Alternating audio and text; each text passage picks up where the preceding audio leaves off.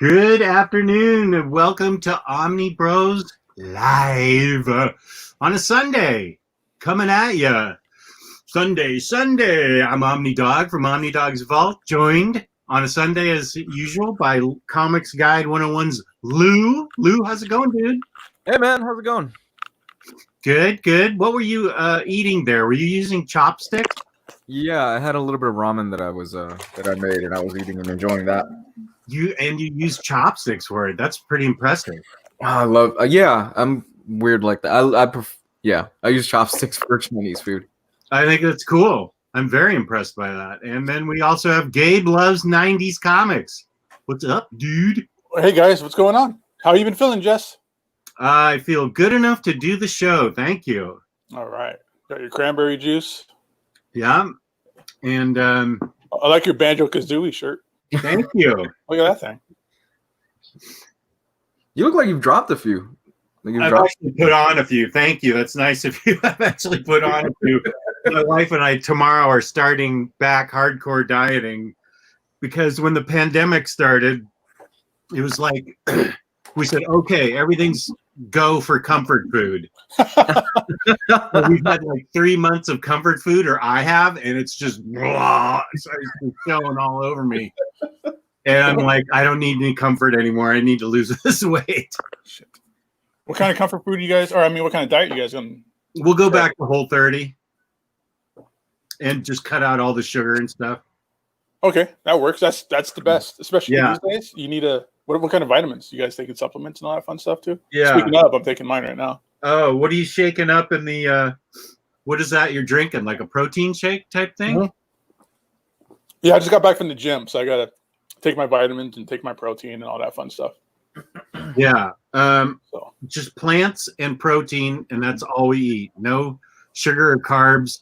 So, and that's what I've been doing for the past since the end of March, is just pounding the carbs because they make me feel good. they sure do. Carbs rule everything around me. Yeah. So that ends tomorrow. But something that I feel like I keep wanting to sneeze, and I don't want to. I don't want to do the in-stock trades ad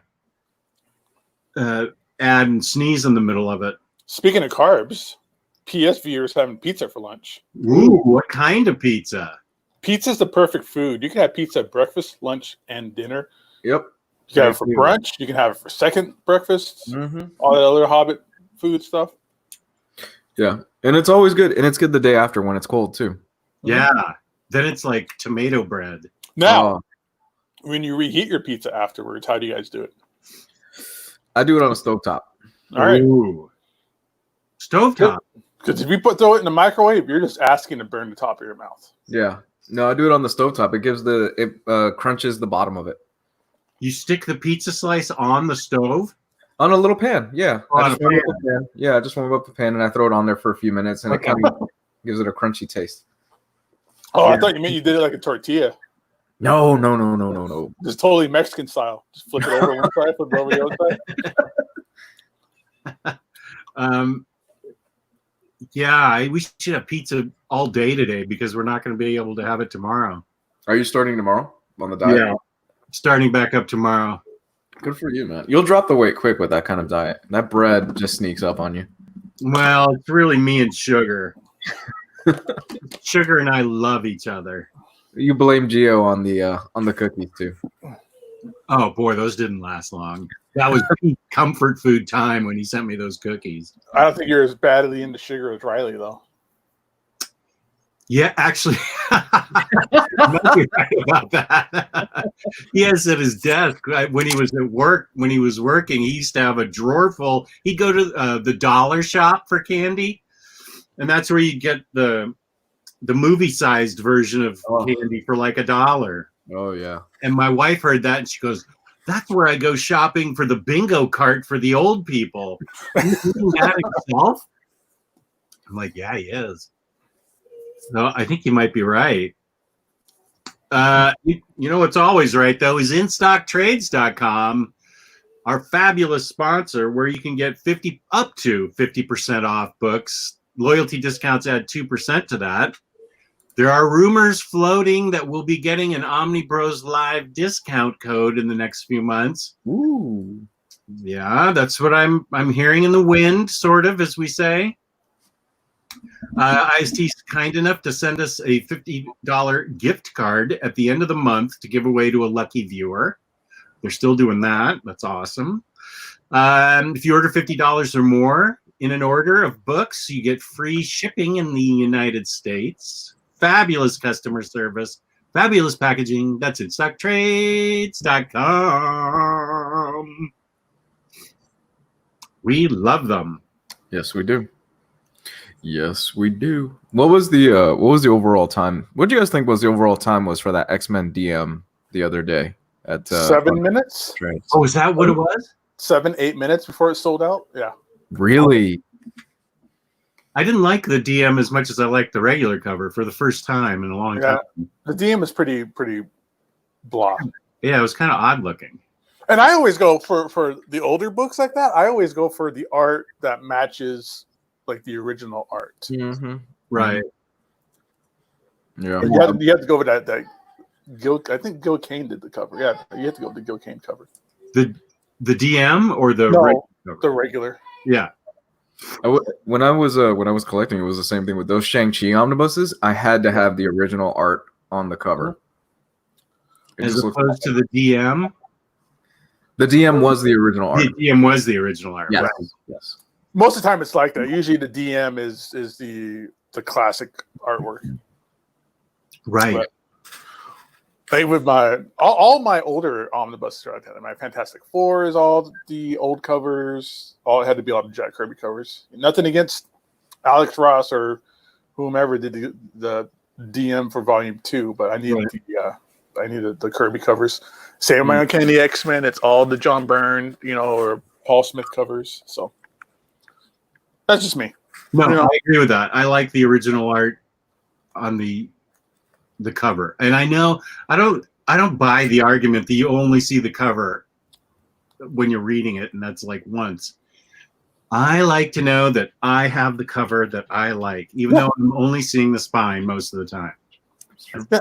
I still pull that book out and look at it, so don't tell me that I'm only seeing it once.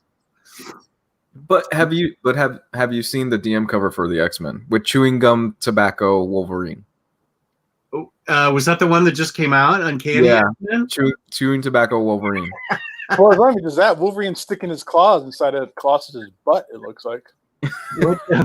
Do we have a picture of that? I'll see if I can find it. Yeah, I thought you were working on that. Yeah, that was kind of odd. Now that's Uncanny X-Men, and then I just put in my pre-order thanks to Gabe for X-Men Jim Lee 1, right? That's what you showed me yesterday. Are we going to tell people our secrets now, Jess? I didn't say where I put in the pre-order. It's coming back? Yes. Yeah, they're doing the cool Jim Lee DM for it. And I also mentioned to you also, and this is not trying to keep secret or anything, but we've said it before, especially these days, the way things are selling out on in-stock trades, and it's not in-stock trades' fault. And we're not saying that because they're our sponsor or anything like that. We know they've said it themselves that they have actually upped their orders on these books, but they're still selling out so quick. They feel it's because most people are working from home and they can be on the website as soon as it hits 3 o'clock or noon or whatever. So it's best to really, if you don't want to miss out and you really need that DM cover or that book, pre-ordering is not a bad idea. It's the best way to really kind of do it. I'm gonna probably have to start going that route myself too. Again, it's just, you might pay up front, but that's the way it works. And if you're like me, you need to write it down someplace centrally located so you don't reorder it. Because if this is like 4 months from now, this book's coming out, and I would forget. I've already forgotten practically that I pre-ordered it. I pre-ordered some other books too. The Moon Knight. Moon Knight. What's that? The Moon Knight DM cover is a must pre-order. Yeah, That's going to be another one that's going to take 5 seconds to sell out. I agree. Calling it now. I don't know. I forget when it comes out. It's probably going to be sometime middle of next year, I want to say. Oh, is it that far away? I think so. Because I think it just got solicited in Diamond or whatever. Okay. But yeah, it's going to disappear. It's going. Well, then you definitely need to write it down, put it in your phone, something. I have a little list right next to my computer of what I pre-ordered. That is a typical Omnidog move that I would pre-order it and then order it again in 6 months. Yeah, you're gonna be like waiting on IST, waiting for it to update, and you're like, "Oh, I hope I really get this." Yeah, and then 2 come in. That absolutely will happen to me. It's a Bill Sienkiewicz cover too on that Moon Knight, so that's a. Ooh. No, it's January 6th. Okay. So early next year. For Moon Knight. For Moon Knight, yes. Okay. So yeah, just insider tip. There's the DM. Look at where Wolverine's claws are right here. It does not look good. It's not a good look. I don't think It it's looks like he has a big chaw of tobacco in him. If you zoom in on his mouth, it looks like he has chewing tobacco inside his mouth. I don't think I can zoom in his mouth, but yeah. He looks like he woke up behind a dumpster with a needle in his arm. And it doesn't help that they're promoting Deadly Genesis on the cover. I'm like, you guys, it's the worst. Well, that's how it looked on the original cover. It was called Deadly Genesis. Was it really? Yeah. Wait, that says Giant Size X-Men. Is that what's on? Oh yeah. All right. This is the start of the Claremont, the new team, the real X-Men. Okay, right. Mm-hmm. Yeah. This is when Claremont took over. Right. Yeah. Deadly Genesis. Well, it was a big promotion. Yeah. Doesn't mean it was a good one. I mean, look at Civil War II. You guys remember Riley's drunk rant on Civil War II for a little bit? That was pretty epic. This is actually, we should, because I forgot, means that I think nobody else knows. Gideon Falls #4. That's being automatically sent to you from IST if you've already ordered it and got it. You know that the last issue doesn't have any dialogue in the word bubbles. Wow. Don't write IST. Don't write or email Emily. It's automatically coming to you if you own it through IST, which I just found out yesterday.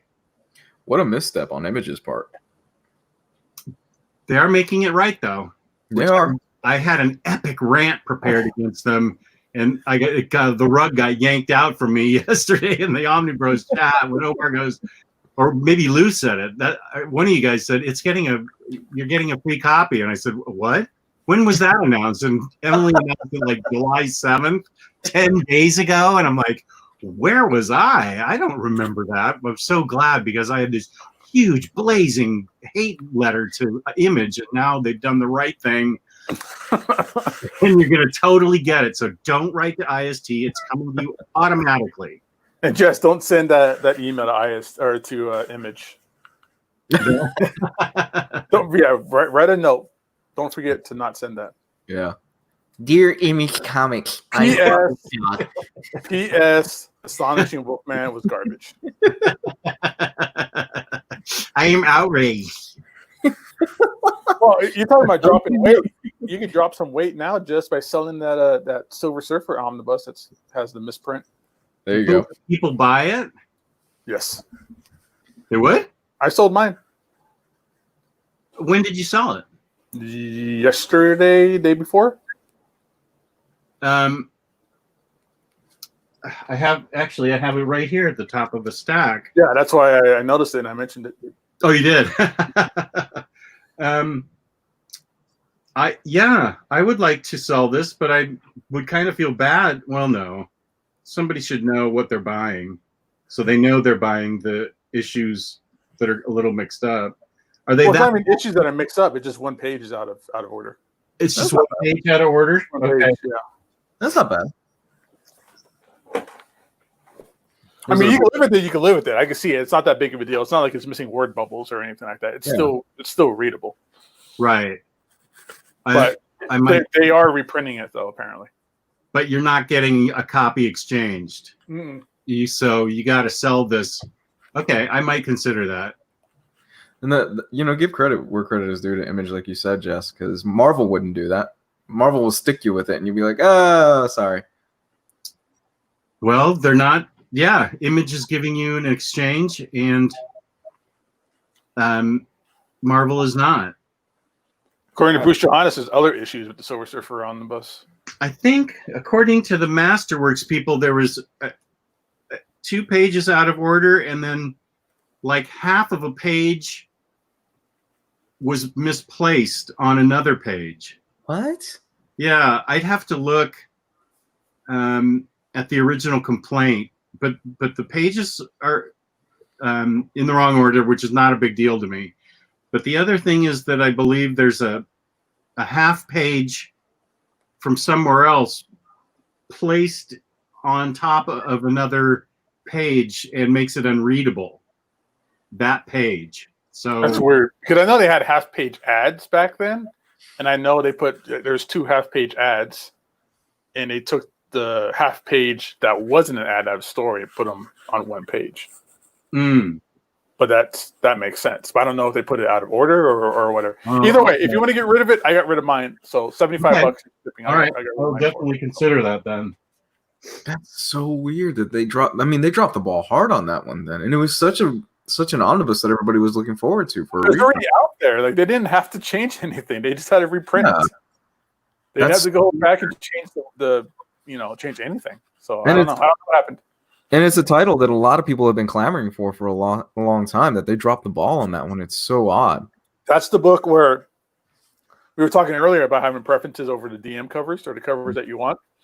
I had the first print of Silver Surfer, but it was the Isaac Ribic cover.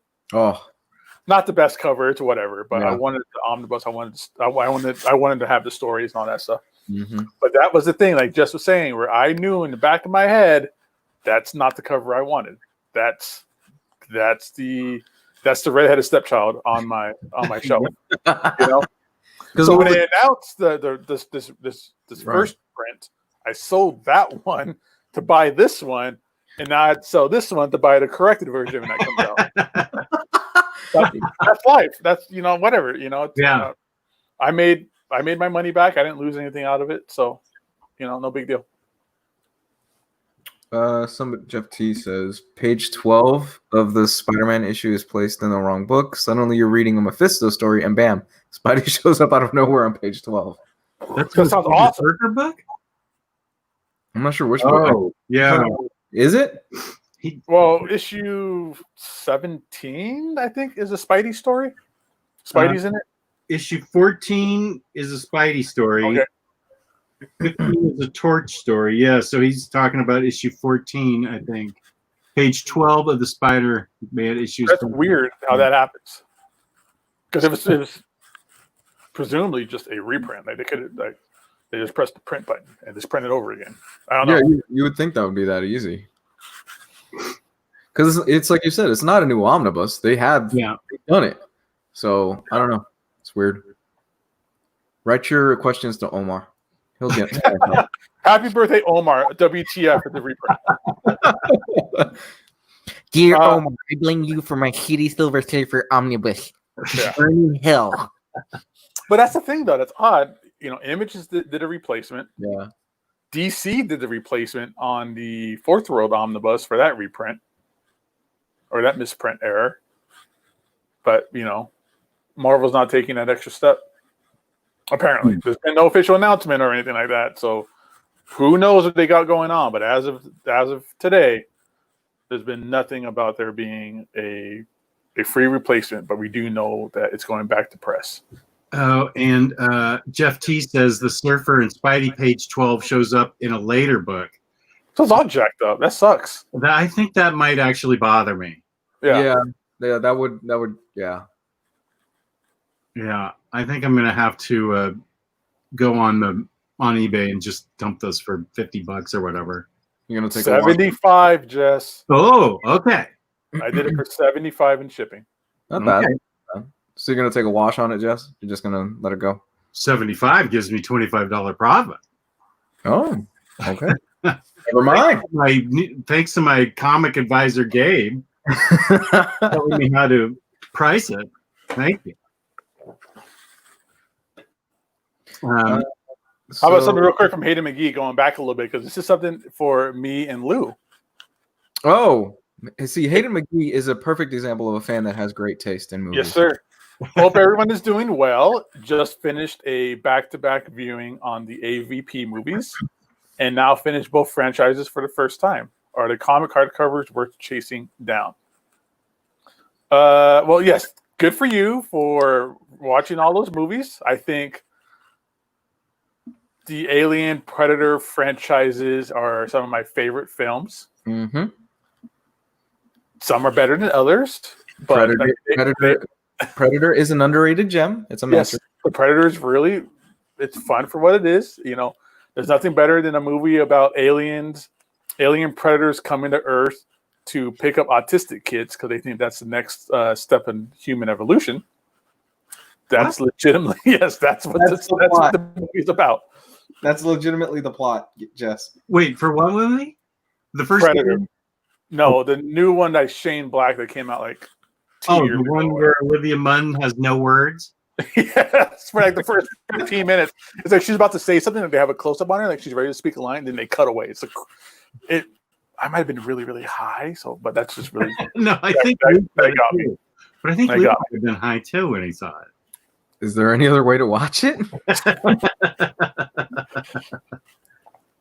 But yeah, the Alien hardcovers, they're gorgeous, they're beautiful. I have almost all of them. Man, I just got in. We'll talk about this more tomorrow. The Alien versus Predator hardcover and the Aliens 30th anniversary. That's the black one. It's all the original black and white stuff. Mm-hmm. The books are gorgeous. I mean, I'm just talking about just like the structure, like the black pages and all that kind of stuff. Really great stuff. So I think they're worth chasing down. They're not that hard to find yet. But yeah, I think they're worth chasing down. I think they are going to disappear pretty quick. I think you're right. But he also says that he likes Aliens 3 more than Aliens. What? What? Yeah. Who says that? Hayden says that? Hayden says, yes. Let me find it. He That's- says Omar hates them because he likes it in that order. I hate you too now.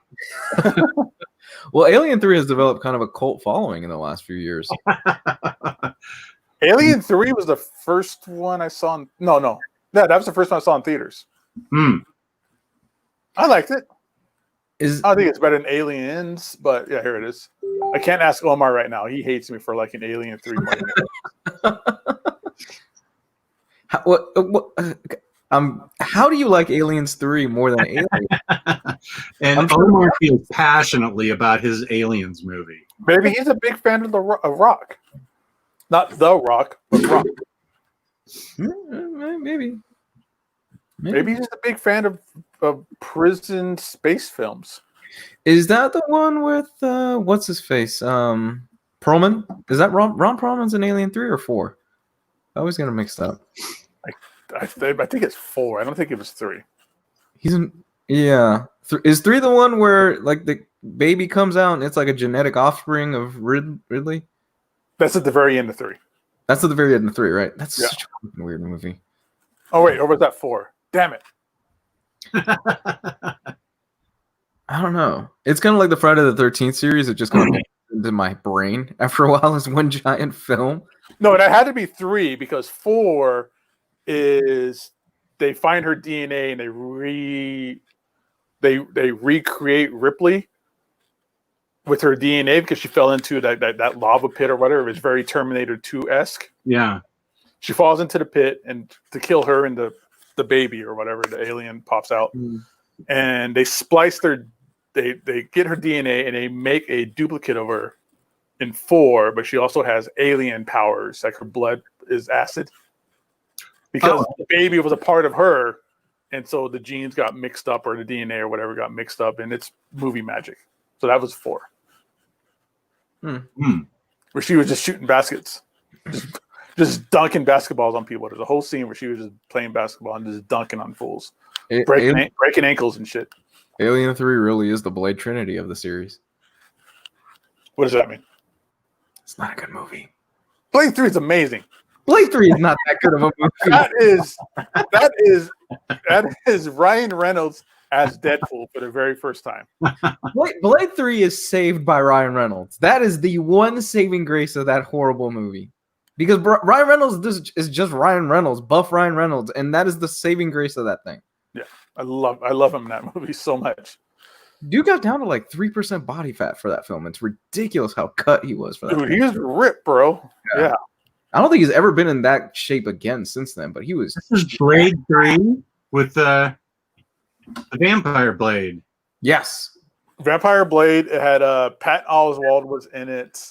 I don't think I saw this movie. Who was the female lead? There you go. There you go. Yeah, Blade 3 is the best one. I like Blade 2 a lot too. I mean, that was Guillermo del Toro, but Blade 3 that's some good stuff. It's Jessica Biel in a shower. She's crying in the shower because you had a traumatic moment. Hot. Okay. All right. So there's actually, since this is kind of the Sunday show, I really wanted to talk about one thing in particular. They announced the Invincible voice cast, and it is stacked. It is an amazing voice cast. I think we lost Gabe. Yep. No, I'm here. I'm 100% here, dude. Yeah, okay, I'm listening. You stuttered for a minute. Oh, really?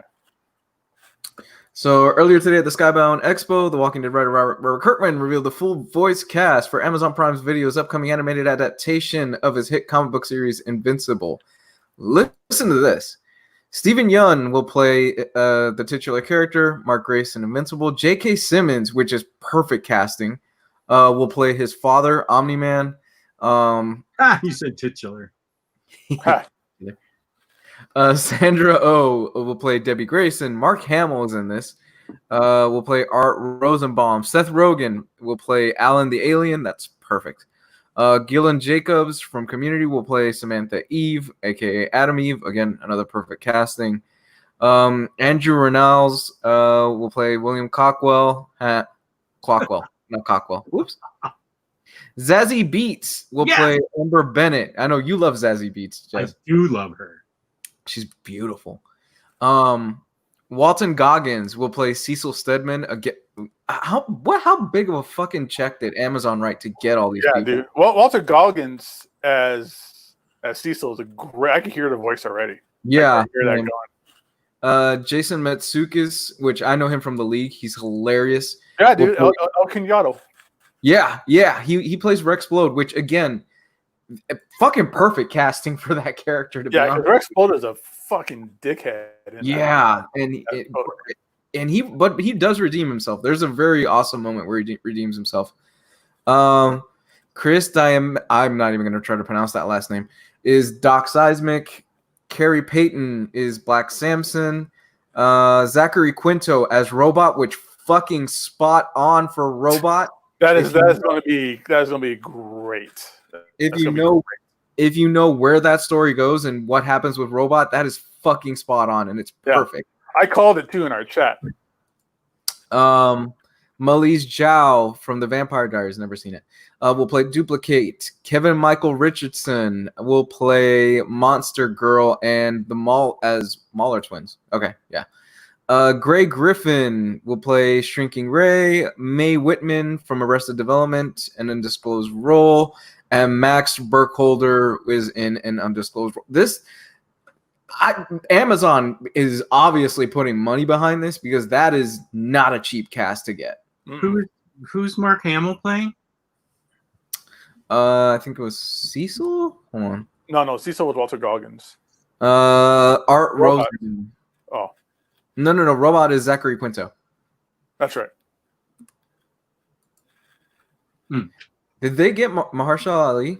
Jesus Christ! Wow, what?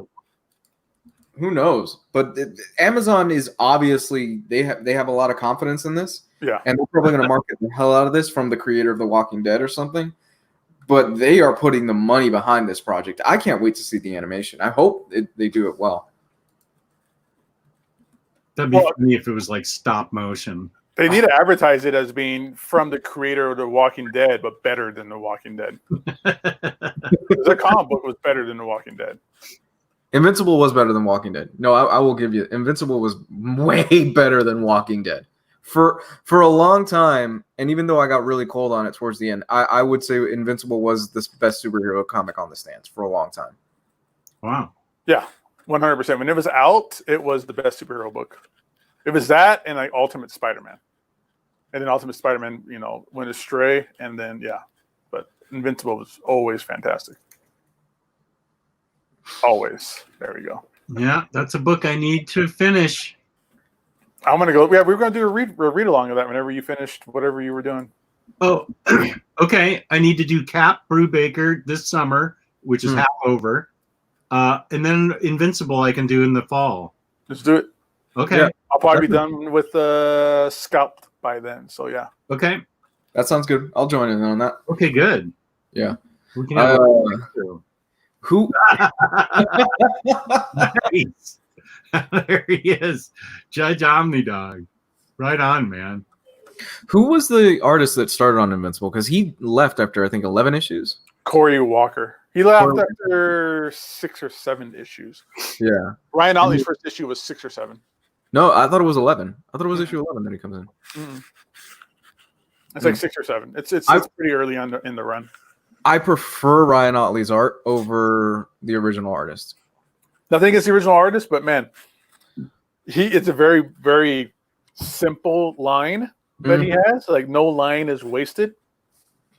It's not very detailed. It's all very kind of straight, lineage. It's good stuff, and the storytelling is spot on. But when Ryan Otley comes in, that book is a game changer. The violence is over the top at that point. The detail is over the top. The love and the passion that he put in that book. I mean, he was on that book up until the very end. So he did 140 issues. I forgot how many issues that book was, 145 or something like that. He did most of them. His art is the art of that book. Yeah. It's almost like Charles Allred with The Walking Dead, where Tony Moore did like the first 6 issues, 12 issues, whatever. But that series is Charlie Allred. Yeah, no, I couldn't agree more. And Adler. And the thing is with Otley is I can't see some of the major like huge battle scenes because he draws the fuck out of some huge battle scenes in a lot of moments, and they are amazing looking. And I can't see the original artist pulling off half of what Otley did. Yeah, it'd have been a different book. Yeah. It would have been a different book. And it's crazy because Otley gets better as he goes, and he reaches a point probably some around the time where you start getting into the Viltrumite War, where it is just on another his work is just on another level in that. Does Otley take over, Gabe, in hardcover 1? Yeah. Okay, let me go get it. So It's like the first couple of issues. I know I'll figure it out if we really need to like debate over it, but I have his first issue, or not his first issue, CGC 9.8 signed by him. So damn. Yeah, I tried reading some of the Spider-Man stuff. It didn't do anything. I'll try to jump back on it again. Adam Eve statue. Ooh, that's nice. There's nice. not a lot of Invincible product out there, like statues or like there's. I've been wanting to get a shirt off of a Skybound website, like an Invincible shirt, because they got shirts up there now, and they're like, it's like extra smalls or triple X's, and I'm like, oh god. Yeah, and then I mean, Ryan Otley was, just the Invincible guy, and then he went over to do Marvel's Spider-Man. Well, you're right. The art is much different and much better with Ryan Otley. It is. It's and this is not a slight against the original artist, but it starts off plain. It starts off very basic, and I wasn't a fan of the original artwork, and I got through it, because I had seen previews of Ryan Otley's work later on. And I was like, all right, well, let me just get through a few of these issues with the original artist. And then Otley takes over, and he starts when he first starts out, he apes a little bit of the original artist, and then he just runs with the ball with it. Yeah, and I think the color has changed too, because the coloring is way different once. It does look, yeah, it looks more vibrant. It's very candy colored. It's Yeah. awesome. You want to show a comparison, Jess? Okay, here's the first artist. Yeah, very clean line. It's no line is wasted. Yeah, nothing wrong with it at all. No. It's good art. Storytelling, like you could look at that, you could see exactly what's going on. They're having a conversation. Mm-hmm. Everything goes into the next panel well. But here's Otley's art. Let me get to a fight scene, because I think that's what you were talking about with the highlights of Otley's art. But that's also what you're talking about, where it looks like he's aping Cory Walker. Yeah, because his art is super detailed a little bit later on. Yeah, I was gonna say that's still really early on, where he's kind of aping Walker's style. Okay. Let me see if I can get a fight scene. Well, you can even just look at the cover. Don't move! No, move from there. Watch out! No! No. Don't show that. It's a huge moment. That's a spoiler. Oh, it is. Just show you can just show the cover of the book and see what his art looks like. Yeah. I was like, there's no boobs in this. What are they talking about? I saw the page and I was like, no, Jess, don't show that. Let's see. Mr. Awesome. I don't know if Cory Walker has done anything since then. Maybe little things here and there, but I don't think he's been on like a continual story or anything. How about, can I show this page? Yeah, that works. Okay. Yeah. So this but a little later on in the series, I probably like book 2 or book 3. It changes the game. It's something different. Joe Good is right. The Battle of Conquest. I own original art from the Battle of Conquest. Wow. Yeah. Yeah, I love Conquest as a villain. He's great. Conquest and Adam Eve. There's something. They got something together there. I own the original. For anybody who's watched who's read the series, I have. If you know what I'm talking about when it comes down to Adam Eve and Conquest, I own that page. Oh, that's amazing. Or the page after it, but still. Okay, you can take everybody back to normal. There we go. You gotta leave it up to Jess. Hey, here's all the good stuff in this. Oh, here's all the spoilers. Here's the big reveal of the first 12 issues. How did you even find that? Oh, I've had that in there for a while. That is hilarious. I've been waiting for something to make that come up. Oh my god. Okay. Everybody's favorite writer, Tom King, announced this past week that he is now writing Rorschach from Watchmen Returns in a new DC series. This is going to be part of the Black Label imprint. Tom King and Jorge Fornes, I think that's how you say it, long-simmering DC project now has a name. It's called Rorschach. After previously touching on Watchmen on his Batman run, King will dive headlong into the world with a 12-issue series spanning out of the popular character created by Alan Moore and Dave Gibbons. Set 35 years after the end of the original Watchmen. I think we got this. It was called Watchmen, the HBO series, but okay. Limited series and Rorschach Death at the Hands of Dr. Manhattan. The 12-issue Rorschach series opens with a world which has distrust in superheroes, but celebrates Rorschach as a cultural icon due to his actions in the original. This is Watchmen, the TV show. Okay. Is Rorschach going to be in this, or just he's dead already? It seems like he's dead already. Oh, I thought. Oh, okay. I thought they were going to talk about him, like isolate him while he was still alive. No, it seems like he's dead already because it says it's set 35 years after the comic. Oh, all right. Yeah. So I wish him all the luck, but I don't see how he can touch on anything that HBO's Watchmen hasn't already touched on with the fallout of Rorschach and everything. Mm-hmm. We'll see what he does. That TV show was so freaking good. Oh, yeah. It was so amazing. That was a perfect like follow up to like the Watchmen like franchise. Most people don't like those kind of things being touched. You know, they want Watchmen to be like this pinnacle pillar of a storyline where you can't touch it. But man, J.J. Abrams really, really added a lot to that series. Mm-hmm. And in the show, as opposed to the movie, you actually get to see. Well, I don't want to give anything away, but you get to see the space squid, which is cool. Well, if you're Watchmen, you know what happens, but you actually get to see that event happen. Yeah. The actual time when the squid lands, and the mental stress of it all just destroys everybody. So they're saying, no, it's the son of the psychiatrist from that Jeff Johns miniseries. I haven't read Doomsday Clock. Ryley hated Doomsday Clock. I haven't sat down with it. I haven't sat down with it either. Also, it's not the original Rorschach. It's the one from Doomsday Clock. That's probably what it is. Yeah, I'm guessing. I'll pass if that's the case. Yeah, I'm lying because it's Tom King, because I know it's going to probably be fun. Yeah, it's 12 issues. You know, Tom King really shines on those 12-issue miniseries. I don't know. I still haven't read his. I keep forgetting the damn name of the book. The one that he's got out right now. That's only like 2 issues in. Strange Adventures. Yeah, it's the one. Yeah, I still haven't read Strange Adventures yet. Even though I heard it's probably pretty good. I don't know. And in the last bit of news that I have, American Vampire is finally coming back. Jesus Christ.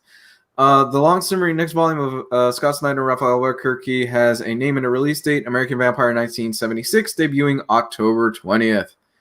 The characters in 76 are in a really dark place in terms of fight against evil. Snyder says in the announcement, the 70s mirror our current era in many ways. The anxiety, the fear, and the reexamination of the American identity.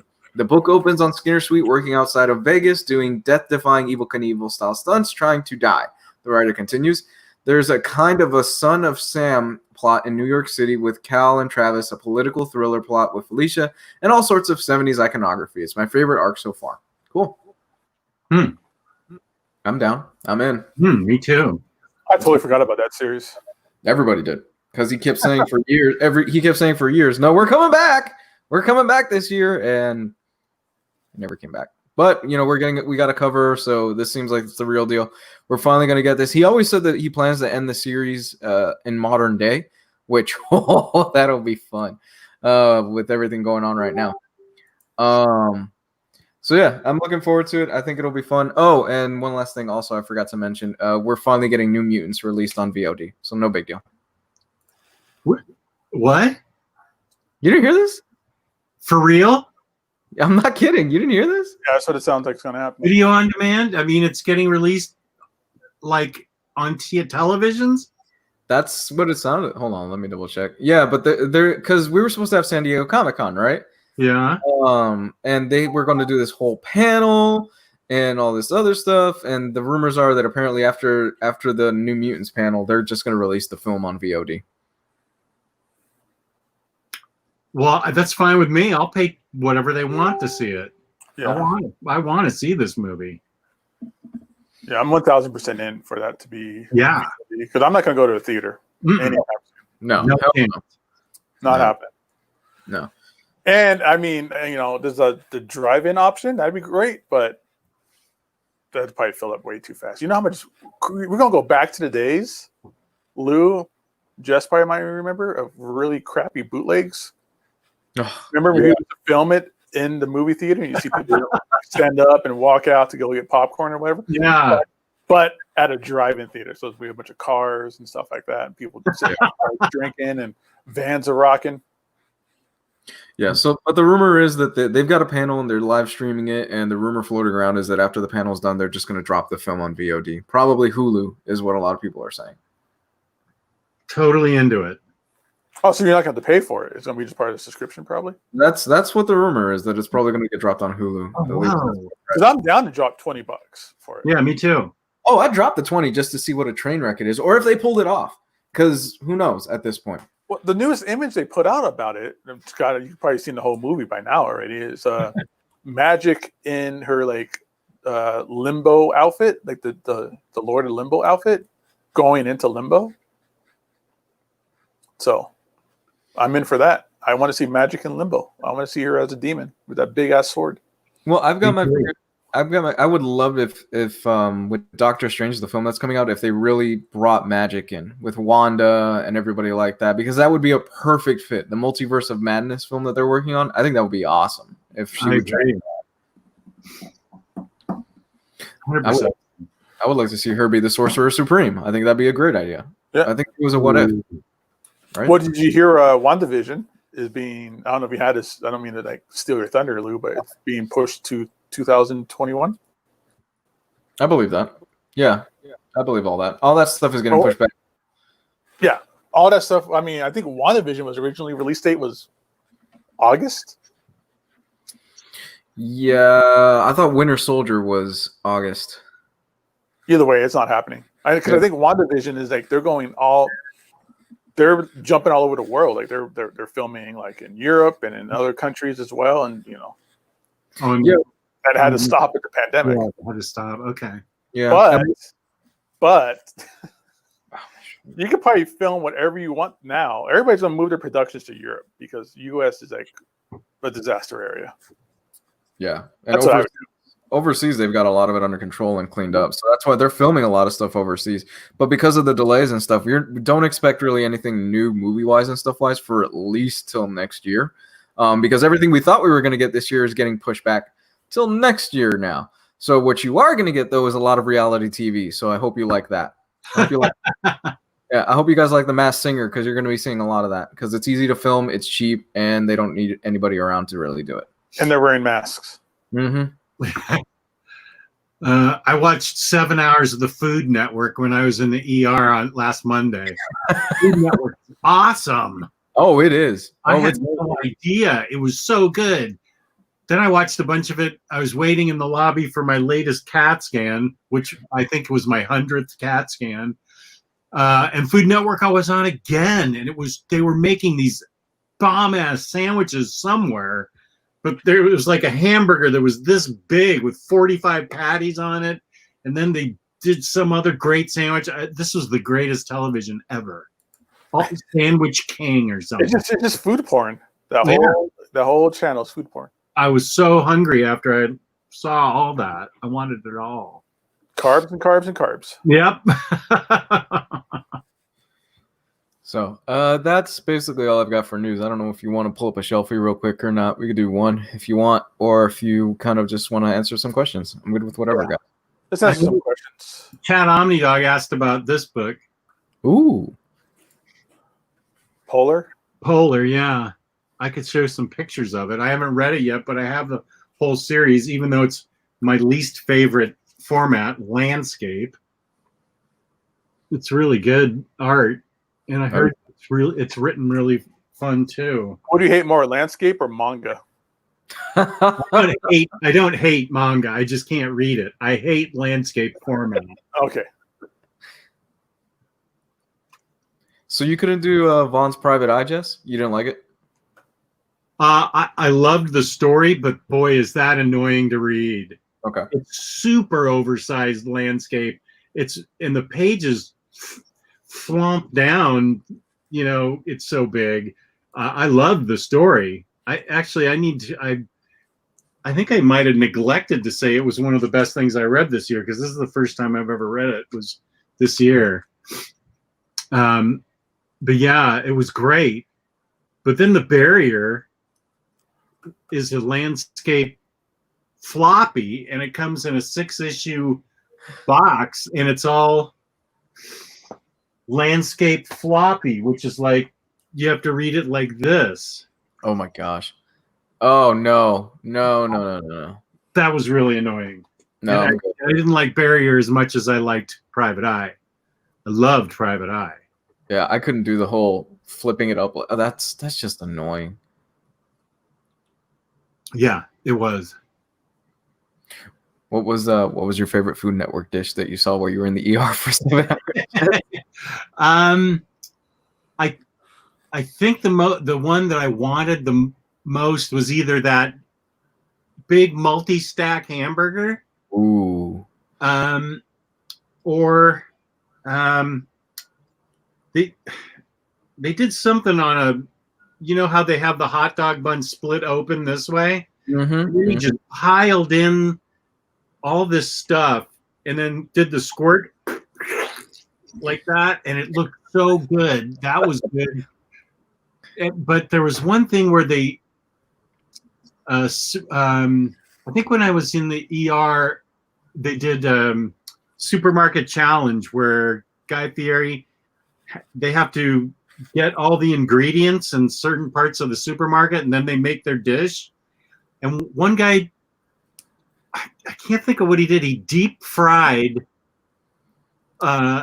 like pretzel dough around cheese or something, and it sounded so good. Oh, it looked so good. That's like carnival food. I want some deep fried food. Deep fried yeah, it was like state fair food. You know, the other day I kind of, speaking of like reality shows, the other day I fell down a rabbit hole on Netflix because they have that old show where you run down the grocery store and you put a bunch of stuff in your cart and then you supermarket sweepstakes. Yes, I fell down that hole the other day on Netflix. I remember that from when I was a kid. Was it the originals or did they redo it? I think it's the originals. Yeah, Supermarket Sweep. Yeah. Yeah, I used to watch that too. My favorite, I always wanted to be on Supermarket Sweep or, God, what was the video game one that ran along with the Captain and the Game Master cartoon? Where it was the same idea where you ran through like a maze and you would just grab video games off the wall and you would stick it to your body with Velcro. I don't remember that. That sounds fun. There's some weird stuff back in the day. I remember Supermarket Sweep, but you had to know like trivia about food and everybody would just go pile up on turkeys because they were super expensive. But what you don't know, you need to figure out is that you just go to the spice aisle because those spices are expensive. Get a little thing like that of like some paprika is like $20. Oh, dude, it's expensive. I paid $15 for most of my seasoning and my spices. Yeah. A lot of the stuff I have. It's not cheap. It is not cheap, man. I mean, yeah, you could get like the really cheap stuff that, you know, like the Great Value and stuff, but it's not the same. The quality is just not there. Right. Inman 40, I seem to recall watching Supermarket Sweep when I was a little kid. There was that. I'm almost positive. I mean, you can Google it and look it up, but there was also a show that didn't last long, but it really appealed to 8-year-old Jess called Treasure Island, where it was like young married couples. They were on like someplace in Florida, like one of the Keys or something, and they had a giant treasure map, and they would go around this island and dig up things and look for clues on the treasure map. So they go through this forest and find a skull, and in the skull would be the next clue on the treasure map. And then, you know, they ended up finding the X in the shallow bay, and they have to dig out the treasure chest. It was so good for an 8-year-old. I don't think it lasted very long because I don't think most people cared, but I thought it was exciting. Taking up treasure. That's almost like God, what was it? Legends of the Hidden Temple. Oh yeah. I always the people there were dumb though. Like you can't really fit the stupid little piece onto the other piece. It's easy. The silver monkey or the monkey pieces. Yeah. Yeah. But yeah, you know, they were under a lot of pressure. Yeah, they had those Aztecs popping out of nowhere to kidnap them. God, you can never do that today. No. Video Power was the name of that game show I was talking about, where the kids run through the maze and grab video games. It's crazy. People talking about Guy Fieri in the chat. I like Guy Fieri. You know, I like you know, like the home shop, not the Home Shopping Network, but like HGTV, like Food Network, or like the ones where people are just trying to buy houses. I don't know what it is, but it gets captivating. I end up watching those all day long. Yeah, I could watch those all day long also. Yeah. It's like The Price is Right when you were a kid and you stayed home from school because you were sick. You would just watch Price is Right. But now it's fun to watch people buy houses. I'm like, oh, look at their mortgage. That's a pretty decent mortgage for that house. The flippers, like the people that buy cheap houses. That's the worst. But that's all made up. Like, oh, I hate it. Oh yeah. What is I hate it? the reality where you can just tell it's just garbage. You know. Yeah, Chip and Joanna Gaines and all that stuff. Yeah. I like to watch Flip or Flop with the sound off because she's cute. That's how I used to watch Charmed. Yeah. Yeah. I agree with that. Prediction: do you guys think that after DC Death Metal, all DC titles will be restarted at number 1, or go back to their original numbering? No, that's when 5G will happen. It'll happen any day now. 5G. Yeah, I think that 5G is still going to happen sooner or later. Storage Wars Marathon, that's a good one too. Oh, Storage Wars, yes. Or like Pawn Stars, even though I know for a fact that stuff's all fake, but it's still interesting. You know who I can't stand? Bobby Flay. I think Bobby Flay is a pompous ass. I don't think I've ever seen him. I know a restaurant in the district here, but I've never seen him. I've always wanted to see a cook-off between him and Gordon Ramsay, just so Gordon can kick his ass. Storage Wars Marathon. Storage Wars is the show you watch nowadays when there's nothing else on.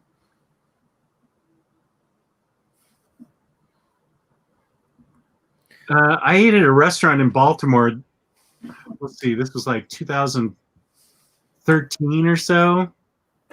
It was Gordon Ramsay hosted, like, it was Restaurants in Hell or something like that, where he'd investigate a restaurant and it would be like a good concept, but the owner or manager was disastrously managing it. People hated it. And there's a restaurant in Baltimore, and I can't think of what it was. It's got a giant pink flamingo in front as part of the structure. Mm-hmm. I think it's called Cafe Hun, H-O-N, because everybody in Baltimore says, hello, Hun, hi, Hun. It's short for honey. And he went, it was so fascinating. He went in, we knew where the restaurant was, so we saw how heinous the owner was and how evil she was. And he just fixed the whole thing up and told her to get the hell out and let the manager do this. And so we went afterwards to the restaurant. And it was awesome. I'm not a huge Gordon Ramsay fan just because I haven't seen much of his stuff, but I mean, to see that concept in action where he goes in and totally reworks the kitchen in the restaurant, it was interesting. It was really cool. Kitchen Nightmares. Yeah. I like Kitchen Nightmares. How does Aiku know what I'm talking about? Aren't you in like Finland or Greenland or something? They have TV in Greenland. I know, but I just think that's funny that I'm talking about some Baltimore restaurant and he already knows what I'm talking about. You know what? Speaking of restaurant, you know what's terrible is the Wahlburgers. I don't know if you guys have ever had a chance to go on a Wahlburger. I did when I was in Las Vegas. It was awful. It's horrible. It's terrible there. My wife really wants to go there because Mark Wahlberg, and I'm like, man, I don't care. If you're saying it's garbage, then it's garbage. No, it's garbage. It's horrible. The burgers are horrible. The fries aren't that good. They are terrible. They closed the one down here in Orlando after like a year. It got bad reviews. It's horrible food. Taylor Brown. Wow. Whoa. All caps. Dang, man. What did Wahlburger do to you? That's the most passionate I think Taylor's been on this for a long time. Yeah. And the service was terrible. Ugh. Okay, Aiku, you live in the Netherlands. Okay. I apologize for my xenophobia, my American tunnel vision. But Haiku has also been watching Bosch on Amazon, which is amazing. Jess, you're doing that crime stuff. You need to watch Bosch. Oh? It's a modern day, well done noir story of a cop in LA or Hollywood division homicide. It's great stuff. Oh. It's great stuff. Taylor Brown, did you hear that? Bosch. Have you watched that, Taylor, at all? He's apparently passionate about comic books and burgers. Man after my own heart. Yeah. Real Big Cohen. I wish there was a Culver's around here for me to try. I've never tried it. What's a Culver's? Hamburgers and frozen custard. Ooh, that sounds good. Oh, Taylor Brown, the Bosch expert. Oh, damn. Actually, it was Taylor and Matt Miranda that got me interested in and hooked on Leftovers right now. Because Taylor had mentioned it. Because I'd started and I was like, hey, what do you guys think of Leftovers? And I think he commented and he said, you have to watch it. It's great. I've heard nothing but great things about Leftovers, too. Oh, it's incredible. I ignore it because I have too much television to watch.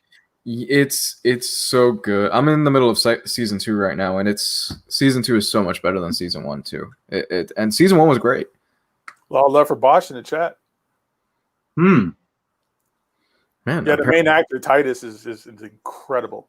Apparently, I'm missing out. A lot of people are talking about Bosch in the chat. Holy crap! Yeah. There's like 6 seasons, and they're all high class stuff. Joe Cool, Bosch is great. You need to watch The Killing. The Killing is really good. I love The Killing, but it suffers from the same thing that Twin Peaks suffered from, where the first season's this big murder and this big investigation, and you don't find out who the killer is until season 2, and that sucks. 6 seasons. Okay, 6. Yeah, I've seen them all. Wasn't the reveal of the killer and The Killing kind of just like it is just a anticlimactic? I forget. It's been a long time since I've seen it. That must have been like 10 years ago, I think, when that first season came out. It's where that dude that played the new RoboCop. That's kind of where his big breakout thing was. Oh god, that movie was terrible. That movie was so horrible. Dang, Chad, Omnidog, 6 seasons of Bosch. I rewatched all 5 before the 6th season came out. You're missing out, guys. I'm telling you. All right, I'm putting it on the list. Give it a shot. The opening scene for season 1, episode 1, like the first scene you see is awesome. Where he's chasing down this guy and just the way he kind of like hides in the crowd and changes his outfit while he's running through like subways and stuff. It's awesome. If you get a chance, Gabe, you should check out Luther. Luther's great. With Idris Elba, you would like it. I think I've seen the first 2 or 3 seasons of it. I like it a lot. It's really good. That's the best thing I think he's ever been in. He was in The Wire. I don't like The Wire. Oh, that's true. Yeah, that's true. And he just, whatever. He opened a printing shop. Wow, so daring and courageous and evil. He opened a printing shop in the ghetto. Wait, what? In real life or in the show? In the show, in The Wire, he's like this scummy businessman / like second hand to a drug dealer, and they're trying to and he has different businesses, and one of them's like a printing shop in the ghetto. In the ghetto. I already made it through like 3 seasons of The Wire, and I'm like, nothing's happening. I can't get into it. Nothing happened. It's not as good as The Shield. Mindhunter on Netflix is great. Unfortunately, Mindhunter was canceled. So what? Yeah, they canceled it after the last season. Why? That's what? Yeah, they're not doing it anymore. You just ruined my day. I'm sorry, Gabe. I'm sorry, man.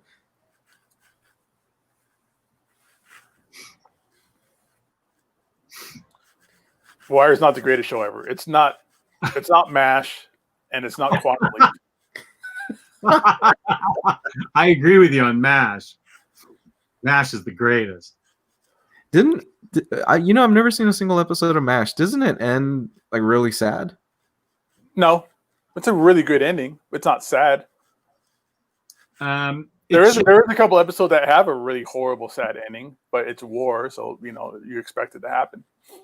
Yeah, it splits in half when Alan Alda takes over directing, and Charles becomes one of the main surgeons. When Larry Linville, Frank Burns leaves, is it Yeah, that when Frank Burns leaves, when Frank Burns leaves and Charles comes in and Alan Alda takes over, the tone changes dramatically. It's not funny at all anymore. It gets very preachy and deep. Exactly. Like that one episode with the bus of refugees and the baby won't stop crying. Oh yeah, I think that was the last episode. Was that the last one? I think so. Yeah. I don't remember what it was, but that's going to stick with me for life. Yeah. Right. And that's how Alan Alda sort of ruined MASH, and the acting got different too. The actors, I mean, just the acting style of the actors got very different. It was very rapid fire, and there was like no breaths between takes and everything, and everything was ramped up and just very serious, and there was no light moments. It was all about a lesson in every episode. Great stuff, though. Still great TV. Yeah, I love the first 4 or 5 seasons. Now, Quantum Leap ends on a sad note. I forget. I watched that whole thing, and now I can't remember how it ended. Well, I'm not going to tell you now.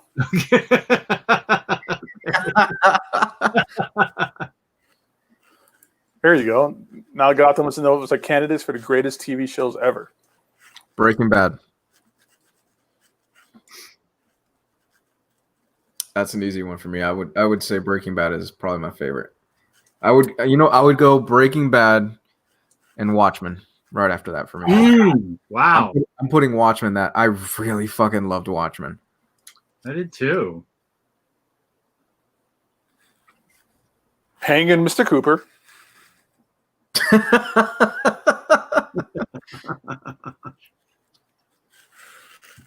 Well, I think the episodes before Alan Alda took over, I think MASH is some of the best television.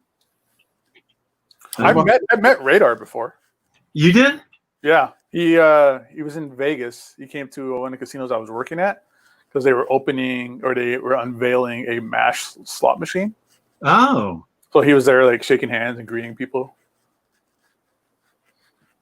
Bruce Johannes, I love Better Call Saul. I'm just a season behind. So, have you guys haven't seen Ozarks yet, right? No.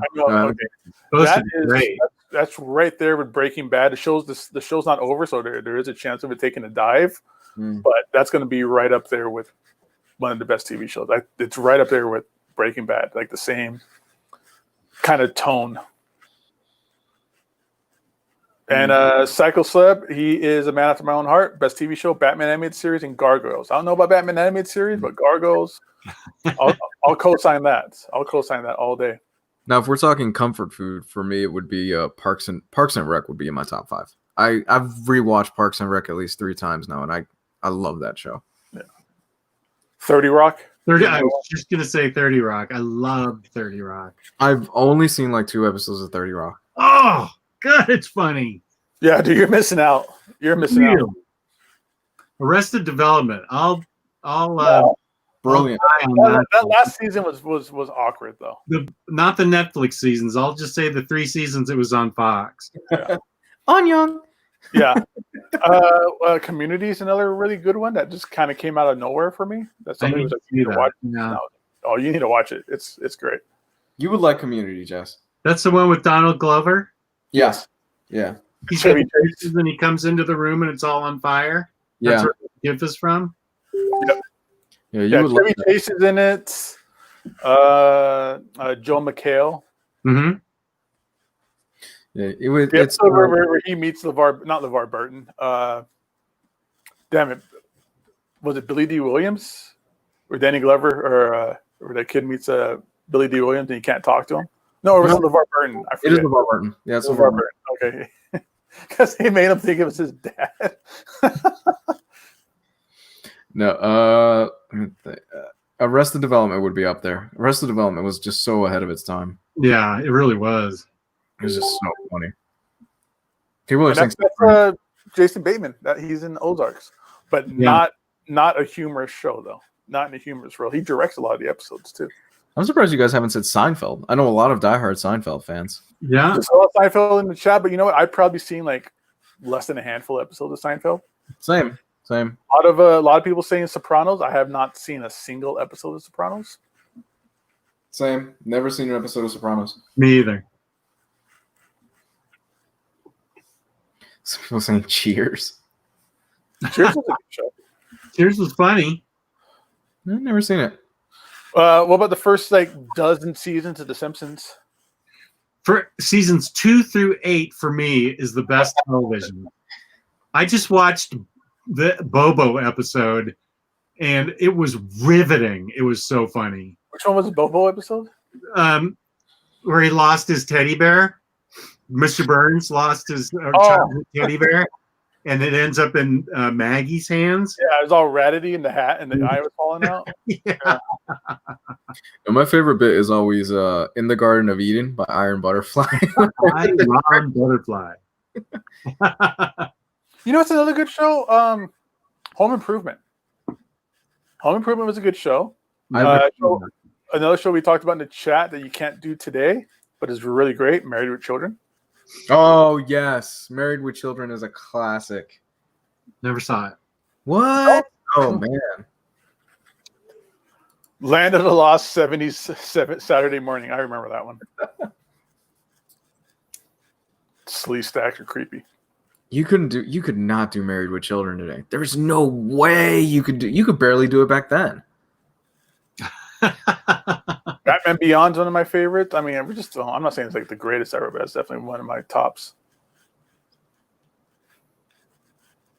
True Detective season 1 was brilliant. Kim Possible. Yeah, season 1 was great. Yeah. 3 was great too. If you haven't seen that, Gabe, you'd like 3. It's pretty good. It's pretty good. It's Mahershala Ali, where he's playing It Jumps in Time. Yeah, no, I haven't seen that one. It's good. It's really good. It doesn't hit the highs of season 1, but it's really good. It's way better than 2. 2 was just a We don't talk about 2. misstep. Yeah, we don't talk about season 2. Is this True Detective you're talking about? Yeah. Yeah, we don't talk about season was so they could have just walked away with season 1. It would have been one of the greatest things ever. Well, that's what they're doing with Watchmen. Is Damon Lindelof? He's not coming back. He said, unless I have an amazing idea that I want to work on it, I'm not coming back to Watchmen." Yeah, I hate it when they start milking stuff. Yeah. You know? It's the law of diminishing returns. It just gets less and less and less.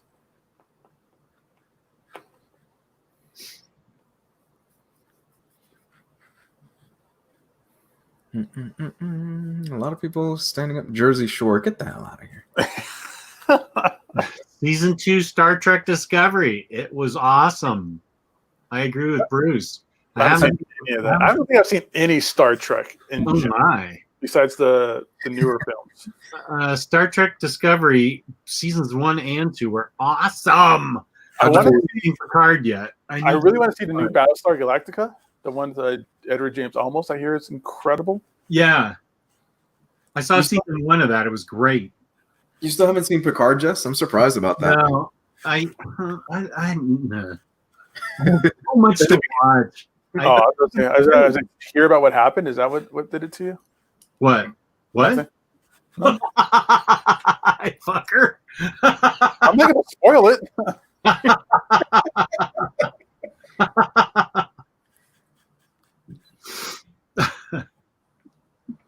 Favorite sci-fi show? This is more of a question for you, Jess, because you've binged a lot of sci-fi stuff. Yeah. Favorite sci-fi show. I think I'll tell you a good sci-fi show. This is not my favorite, but it's one that I watched the first season of, and I forgot to go back to it, and I just now remembered it. That's Winona Earp. Huh. That is a really cool sci-fi show. It's got a little occult mixed in there with demons. Yeah, maybe more of it's not horror, but there's demons in there. I'd consider it science fiction. Firefly. Yeah, Firefly is great. That's another one. I think I've only seen like 3 episodes of it. I mean, I'm sure that there's only 2 left, but I've only saw the first 3. Here's a show that probably only Jess and I will remember. What about Alien Nation? Oh yeah, Alien Nation was great. Where they get drunk off of milk. Yeah, that's still the biggest cliffhanger. They never finished it, and so stopped right there on that incredible cliffhanger. Even my wife watched that with me. Least favorite Star Trek season, Jess? Series, I should say. Least favorite Star Trek series? Yeah, I've heard Voyager was terrible. I liked Voyager. I did not like Deep Space Nine. Oh wow, not a Deep Space Nine fan. Because nothing happened. They just waited for things to happen to them. It seemed a little too preachy to me too, and there were some cool moments, but I can't think of the actor's name now who played the lead, but I didn't think he was really that good of an actor. He like shouted his lines. And then it got to the point where towards the end, it was nothing but Miles O'Brien and his wife, Keiko, fighting. Keiko was never happy, always whining. They were always fighting. Kira fell in love with Odo, which was jumping the shark. Give me a break. Avery Brooks, right. Yeah, I wasn't into his acting. But Kira's not going to fall in love with Odo. Give me a break. She didn't like Odo for the first 4 seasons. How is she all of a sudden going to fall in love with him?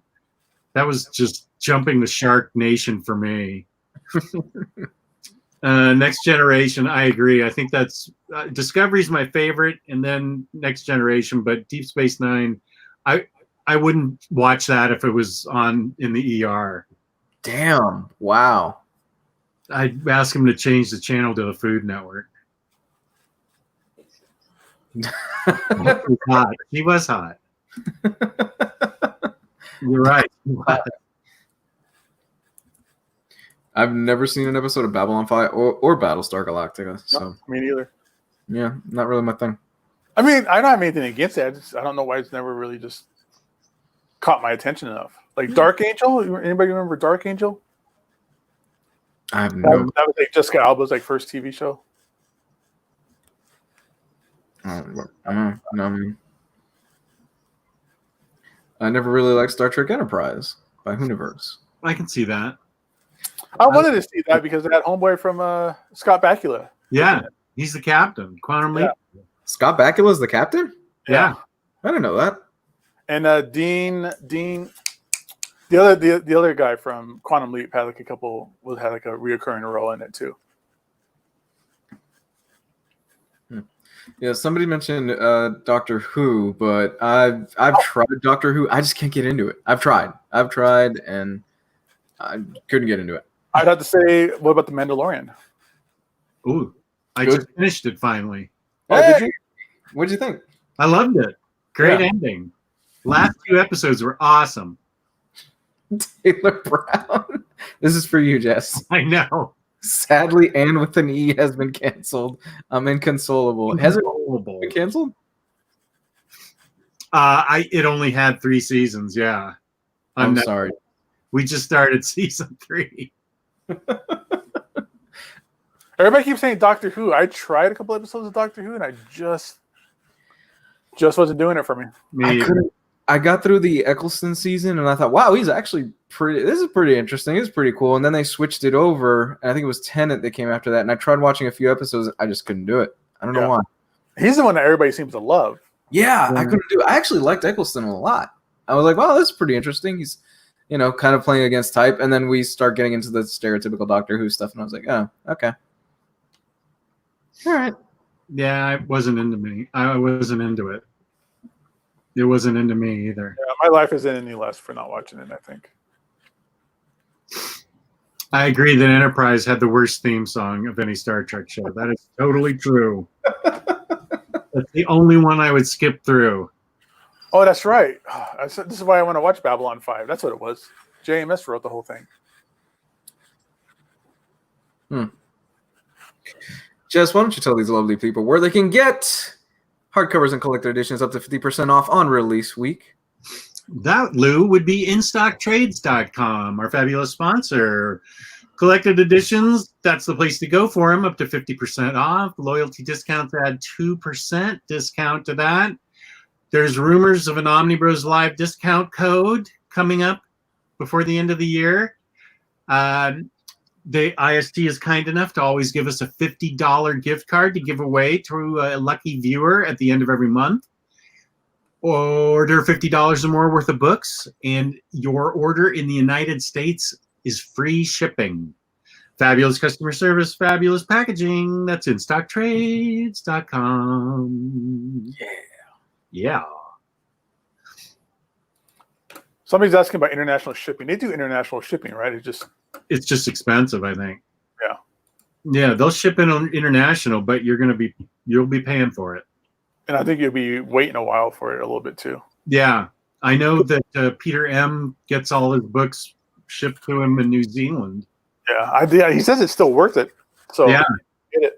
And Geo and probably anybody else from Puerto Rico could probably also attest to it, that apparently they have to wait until IST gets enough to kind of fill a pallet to ship it out to Puerto Rico. Is that true? Wow, I didn't know that. Oh. I'll double check with Geo, but I think that's what he said. They have to wait for a pallet. I didn't know that. Well, I mean, Jess, they're surrounded by water, big water. So it'll take Good point. I heard they're up for sale. Don't get me started on that bullshit. Oh my god. Wait 1 second. What was that?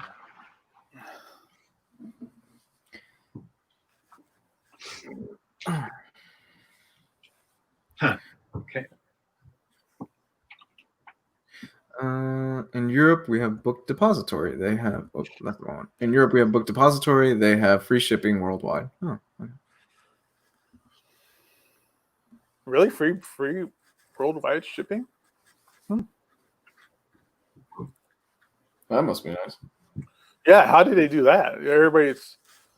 It's already, wizardry and magic for IST to get, free shipping, $50, dude, across the world. That's crazy. Because just customs alone is different in every country. And customs is the worst part of it. Right.